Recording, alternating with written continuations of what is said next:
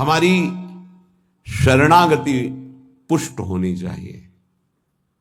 शरणागति पुष्ट होने के लिए सबसे पहला लक्षण है दैन्यता। जो जितना झुकता है वो उतना महान होता है। झुकने वाला ऐसा नहीं कि जिसके प्रति झुक रहा है वो महान है, ऐसा नहीं। जो झुक रहा है वो महान है, दैन्यता। दूसरा है निष्कपटता। हमारे प्रभु की शरणागति की पुष्टता के लिए, शरणागति के तो अलग भाव वर्णन, हमारी शरणागति पुष्ट रहे, नष्ट ना हो। भगवत शरणागति पुष्ट तो भगवत प्रेम निश्चित प्रकाशित होता है। उपासक को देखना चाहिए कि दैन्यता है कि अभिमान है हृदय में। दैन्यता का स्वरूप है किसी भी तरह से हमें गाली दी जाए, अपमान किया जाए, निंदा किया जाए, तिरस्कार किया जाए तो मुझे ऐसा ही लगे कि मैं ऐसा ही हूं, इसी का पात्र हूं। उसे दैन्यता कहते हैं। वाणी से हम माइक से बोलेंगे कि हम अधम हैं, बड़े नीच हैं, बड़े ऐसे हैं, ये भी दैन्यता की भाषा है। और हाथ जोड़कर प्रणाम मुद्रा में रहेंगे, ये भी दैन्यता की मुद्रा है। लेकिन यहां हृदय की दैन्यता को कह रहे हैं कि जब कोई दूसरा कहे तू नीच है, अधम है, पाखंडी है, दंभ करता है, भक्ति नहीं है, और अपने को सीधी बात ये लगे कि सही बात है, मैं ऐसा ही हूं, इसे दैन्यता कहते हैं। शरणागति हमारी जो विक्षिप्त हो जाती है, जो दोषयुक्त हो जाती है, जो पूर्ण नहीं हो पाती शरणागति, उसका कारण देहाभिमान, उसका कारण गुणाभिमान, साधनाभिमान, इनमें से कोई ना कोई अभिमान होता है। इसलिए कह रहे सबसे पहला लक्षण बाबा की विचार में है दैन्यता, और ये बहुत प्रिय है दैन्यता भगवान को। दूसरी है निष्कपटता। कपट नहीं रखना चाहिए। हरि और गुरुदेव, हरि गुरु चरण सेवा अनुसरहु, अर्चन बंदन संतत करहु, दास संतन कर शुक्ला। हृदय में कम से कम एक जगह तो निष्कपटता आ ही जाए गुरुदेव भगवान से।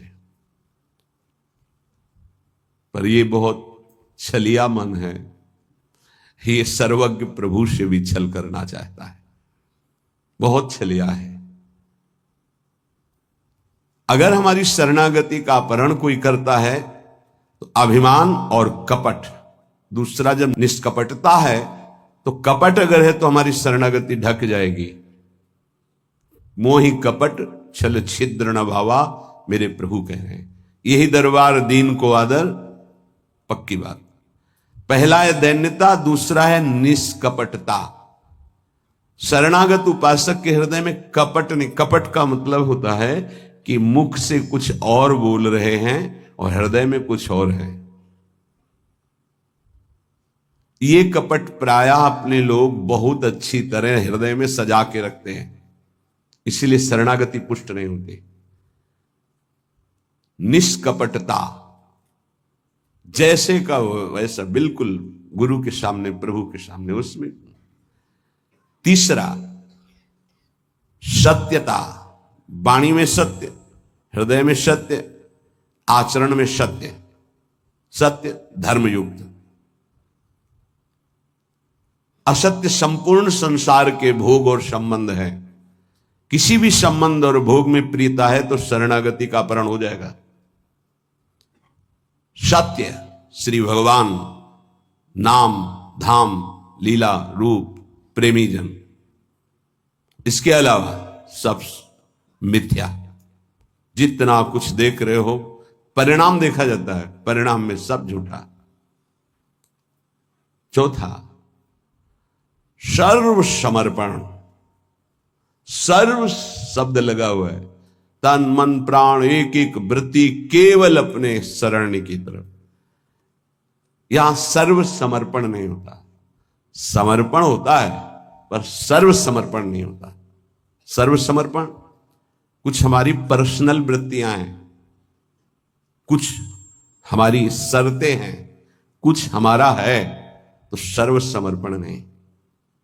सर्व समर्पण दशरथ जी महाराज के श्रीमुख के वचन, नाथ सकल संपदा तुम्हारी, मैं सेवक समेत सुत नारी, सर्वस्व आपका प्रभु।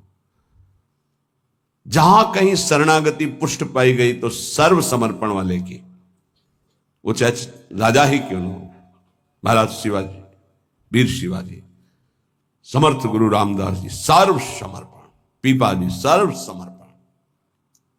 कैसा शरणागति पुष्टता का ये लक्षण, सर्व समर्पण। पीपा जी महाराज राजभाव में अपने सब राजवैभव के साथ गुरुदेव श्री रामानंदाचार्य जी के, तो वहां तो पार्षद खड़े रहते थे, सहज में ऐसे थोड़ी मिल सकते हैं आप जाके। प्रार्थना की, कह दो कि महाराज पीपा जी आए हैं और स्वामी जी के चरणों के दर्शन करना चाहते हैं, जाके सूचना दी, वह जाके कह दो कि हाँ राजा महाराजाओं की कोई आवश्यकता नहीं। स्वामी जी साक्षात भगवान का स्वरूप रामानंदाचार्य जी आए और उनका महाराज का आदेश है कि हाँ किसी राजा महाराजा की जरूरत नहीं। तो उनको लगा मेरे से कोई गलती हो गई। अच्छा, समस्त राज सैनिकों को, राज पोशाक को, सब, और एक साधारण को कहा कह दीजिए कि नीच पीपा दर्शन करना चाहता है श्री चरणों के। अधम पीपा स्वामी जी से कहा, स्वामी जी ने कहा कह दो यहां खड़े खड़े क्या करता है, और समीप में कुआं है वहां गिर जाए। आए और कहा आदेश है स्वामी जी का, को समीप में कुआं है वहां आप जाकर के गिर जाइए कुएं में, जो आज्ञा। स्वामी जी बिल्कुल नजदीक पहुंच रहे कुएं के। स्वामी जी बिल्कुल अब पहुंच गए हैं, अगला कदम रोक दो, रुक जाओ, वापस आ जाओ। स्वामी जी निकल के आए, दर्शन दिया, जाओ हम स्वयं आएंगे तुम्हारे नगर में, फिर तुम्हें मंत्र और विरक्तता सब प्रदान कर। महापुरुष बना दिया। पीपा जी का पावन चरित्र है, सर्व समर्पण, प्राण समर्पित है, कुएं में गिर जा, मतलब तन प्राण सर्व। पहले में राज धन वैभव, बड़ा शरणागति का महामहिम स्वरूप है। ये समर्पणता तो हम दिखाते हैं, लेकिन सर्व समर्पणता नहीं। कुछ अपना है, कुछ आपकी बात मान लेते हैं, इसलिए वो खिचड़ी बनी रहती, शरणागति नहीं हो पाती। जब उपासक के हृदय में अपना अस्तित्व रहता है तो उसको भक्ति नौटंकी नाटक नजर आती है। अपनी वासना की पूर्ति, अपनी इच्छा की पूर्ति के लिए वो भगवान की उपासना को नाटक समझने लगता है। अगर अपनी वासना, अपनी इच्छा, इसका त्याग कर दिया जाए तो भक्ति का परिचय मिलता है। प्रायः बड़े बड़े महाभागवतों के घर वाले ही, परिवार वाले ही उनको नहीं समझ पाए और उनका तिरस्कार करें। इस बात के लिए वो जैसा चाहते हैं वैसा आप चलिए, उनको जितना पसंद है आप कीजिए। जैसे कुछ भक्तों को कि हमको पूरी रज लगाना पसंद नहीं, बस हल्का सा तिलक लगा लीजिए, क्योंकि आपने गुरुमंत्र लिया इसलिए तिलक लगा लीजिए। ये जरूरी है पूरा मुंह में थोपना, क्योंकि तुम्हारी दृष्टि नहीं है ना, तुम रज पसंद नहीं करते, गाल गोरे पसंद करते हो।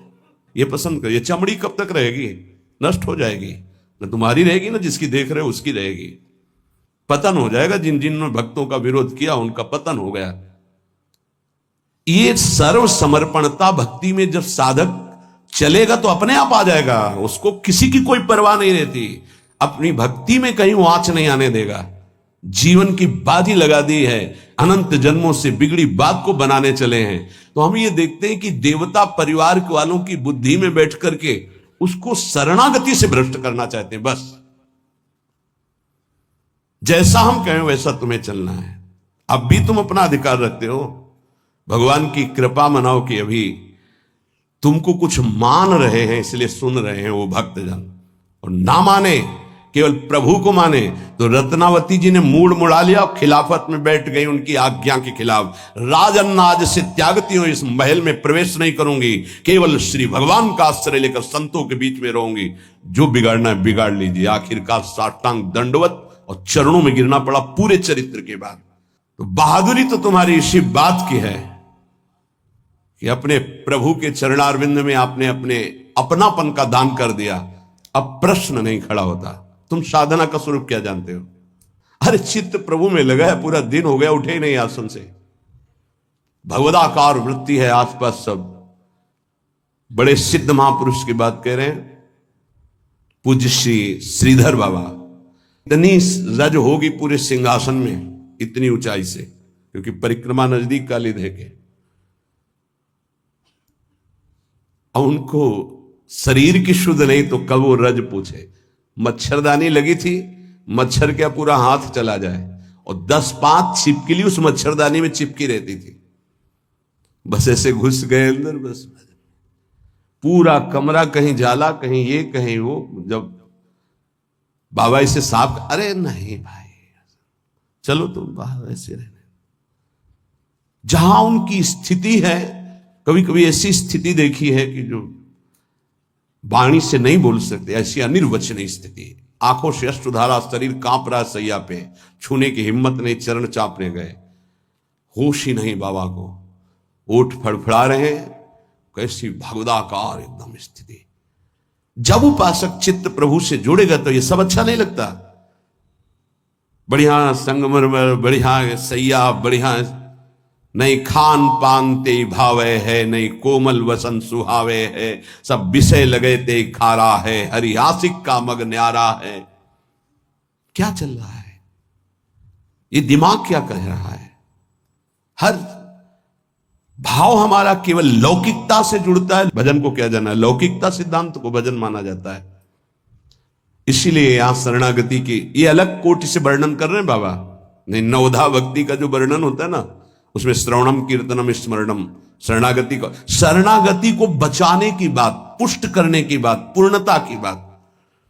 5वां सर्वाधारता। कोई भी हो, सबका आधार भक्त बन जाता है, घोर विषयी को भी रास्ता दे देता है। चलो ऐसे चलो भगवान के मार्ग।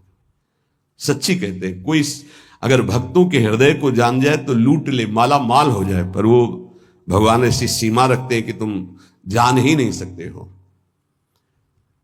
जैसे कोई फिसल के गिर गया है तो आप खड़े होके नहीं उठा सकते हो, फिसल के गिरने वाले की गिरने की स्थिति में पहुंचना पड़ा। वैसे ही झुक के, वैसे ही गिर के, फिर उसे उठा करके फिर खड़ा किया गया। जितनी स्थिति में वो गिरा हुआ, उसी स्थिति में पहुंचकर उठा। उसको क्या जरूरत है झुकने की? जिसने अपने जीवन में कभी भोगों को, विषयों को, संसार को, गृहस्थ को स्वीकार ही नहीं किया, वो तुम्हारे बीच में घुसकर तुम्हें पकड़कर जहां तुम हो वैसी स्थिति से उठाकर ऊपर खड़ा कर रहा है। अगर तुम सही उपासक होते तो दृष्टि मात्र से तुम्हारा उद्धार हो जाता, लेकिन तुम उस बात को नहीं समझते हो। इसलिए ये सब व्यवहार अपनी स्थिति से उतरकर और झुककर तुम्हारे समान बनकर तुमको उठाया जाता है। सर्वाधारता, उस नहीं समझ पाओगे, नहीं समझ पाओगे। काम से, स्नेह से, भय से, क्रोध से, द्वेष से, किसी भी तरह से वो जुड़ जाए केवल तुम्हारी वृत्ति उनसे, वो संभाल करके उठा करके सच्चिदानंद में जोड़ देंगे। चाहे भगवान से जुड़े या भगवत प्राप्त महात्मा से, भगवत प्रेमी से जुड़े, वहीं पहुंचा देंगे। नंग धड़ंग शराब पिए हुए गंगा जी में खड़े हैं, उपद्रव कर रहे हैं। नारद जी महाराज के सामने अभद्र स्वरूप में खड़े। ये पशुता तुम्हारे अंदर केवल धन वैभव के अभिमान से आई है। तुम कुबेर के पुत्र हो, ये हालत तुम्हारी। जाओ, मैं तुम्हें शाप देता हूं, तुम वृक्ष योनि को प्राप्त हो जाओ। लगाना कि महात्मा बहुत कड़ुआ स्वभाव प्रकट कर दे, बहुत करुणा कर दे। हालत क्या थी, पहुंचा कहां दिया। वृक्ष तो बनो पर नंदालय के। जाओ, तुम्हें सच्चिदानंद भगवान का दर्शन, संभाषण और स्पर्श प्राप्त हो, जो बड़ी बड़ी साधनाओं से नहीं प्राप्त होता। और नारद जी ने शाप दे के प्राप्त करा दिया। दामोदर गोविंद भगवान के उदर में बंधा हुआ उखल है, घसीटते हुए वहां जाते हैं, यमलार्जुन के बीच में फंसा देते हैं, मारते हैं अखिल शक्तियों के स्वामी। जरा सा झटका, उखड़ कर दोनों वृक्ष गिर जाते हैं। उनसे दिव्य रूप धारण करके यही प्रकट होते हैं जो यमलार्जुन बने हुए थे।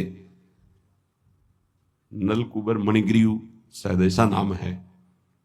भगवान का दर्शन, संभाषण, स्पर्श, साप दे दिया तो ये प्राप्त हुआ। विचार करके देखो, समझ में नहीं आता। जीव को समझ में नहीं आता कि हमारे ऊपर कितनी कृपा है। सर्वाधारता इस शरणागति की पुष्टता का लक्षण है। वो सबका आधार बन जाता है। जैसे हमारी सबकी आधार भूमि है, ऐसे वो भक्त बन जाता है। रखो मेरे ऊपर पैर, निकल जाओ भगवान की गोद में जाओ।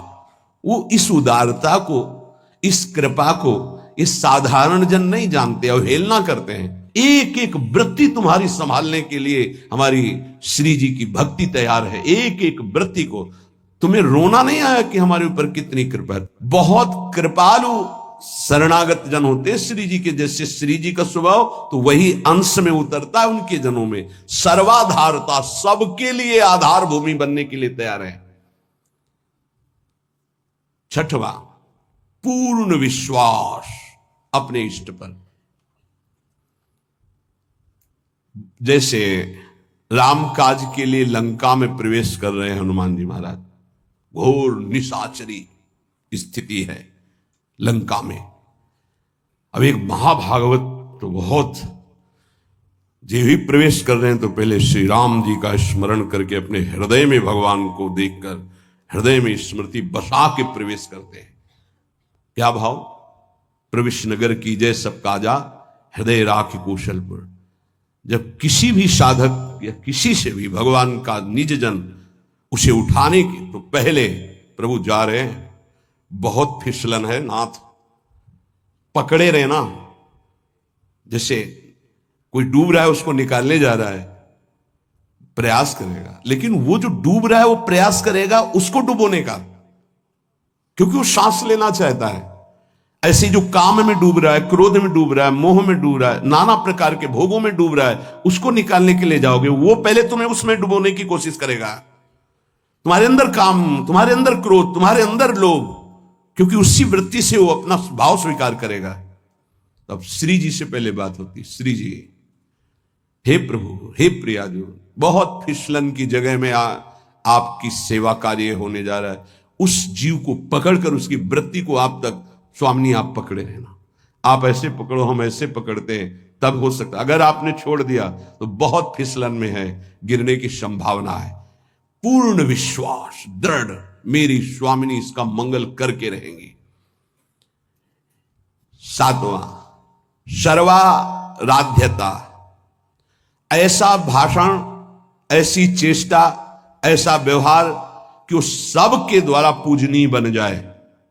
इस शरणागति का सातवां लक्षण, सर्वाराध्यता।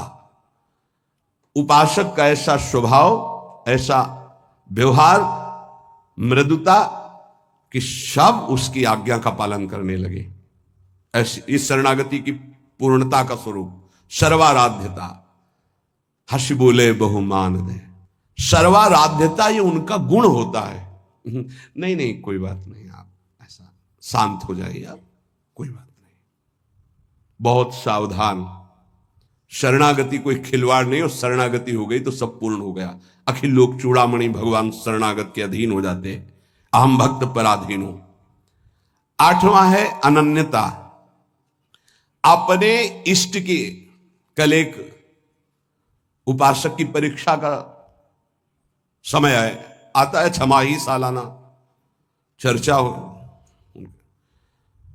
उसका शब्द था कि शरीर छोड़ना मेरे लिए सहज है, लेकिन उपासना के विषय में एक भी शब्द में किसी से भी, चाहे वो रिश्ता हो, संबंध, स्वीकार नहीं कर सकते।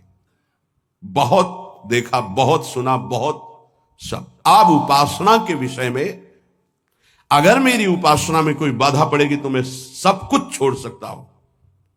शरीर छोड़ना मेरे लिए सहज, उपासना नहीं। उपासना में अगर कोई नहीं, बस इस बात से उस समय तो नहीं कहा जाता बड़ाई कि हाँ शाबाश, नहीं, ठीक है, ठीक है, अच्छे विचार। और एकांत में जब मनन होता है तो आशीष निकलता है। हाँ, ऐसे ही अपने आराध्य देव की अनन्यता पे फर्क नहीं पड़ना चाहिए, इसी से भगवत प्राप्ति होती है। 4 दिन के पति पुत्र परिवार के संबंध हैं, अनंत काल का संबंधी मेरा उससे मिलने का अवसर आया है।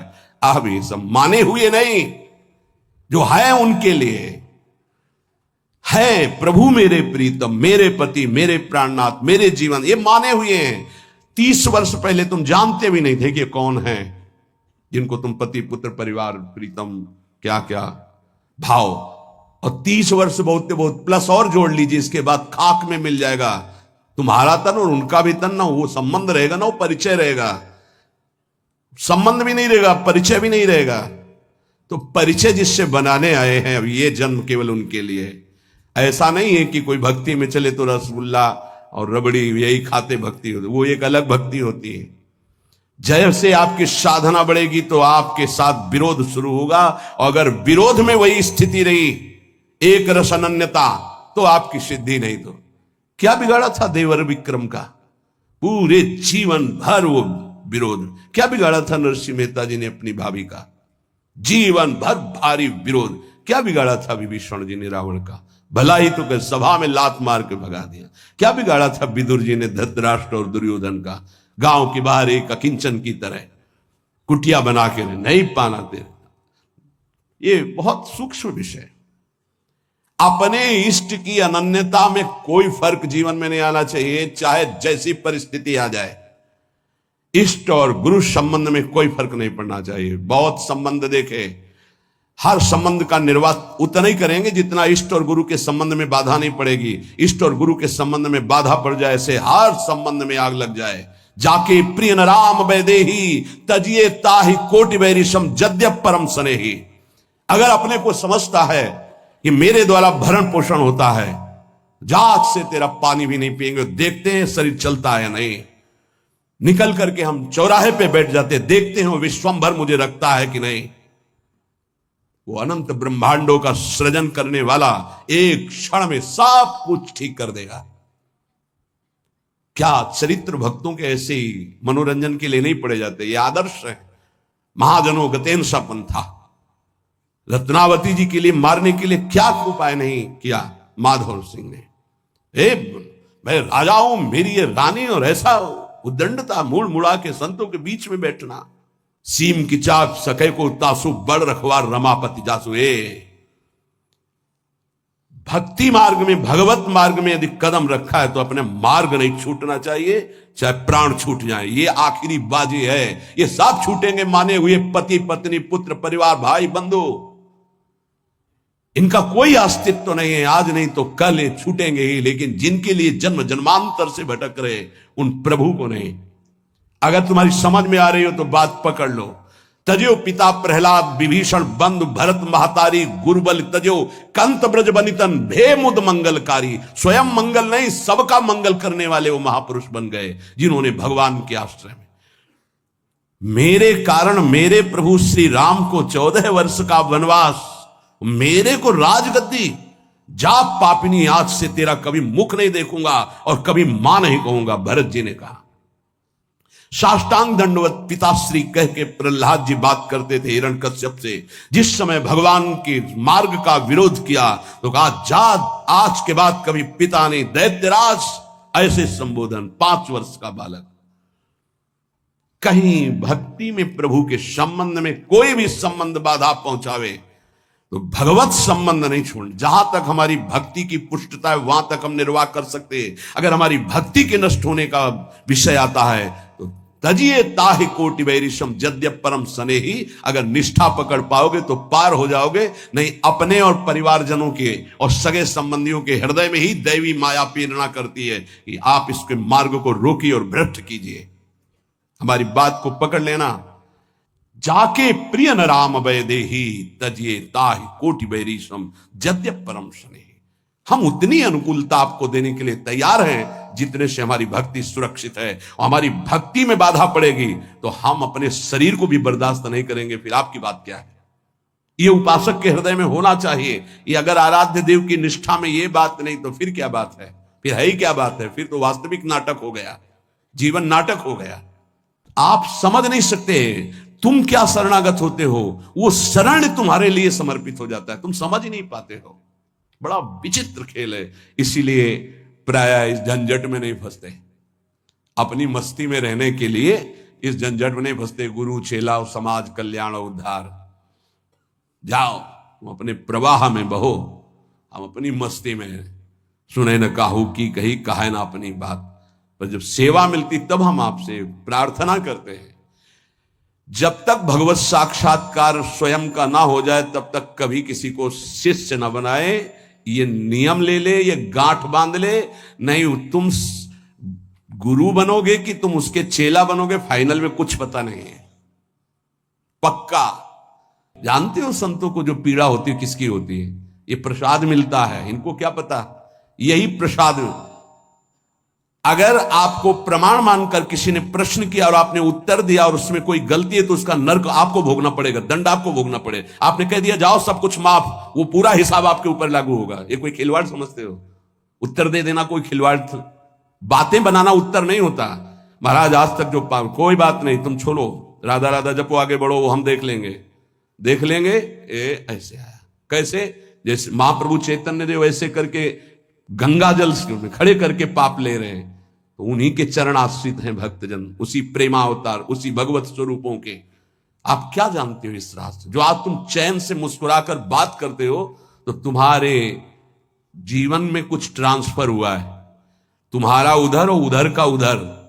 अगर जान जाओ तो रोते रहोगे कि हम पर कितनी कर, फिर भी हम उनकी अवहेलना करते हैं।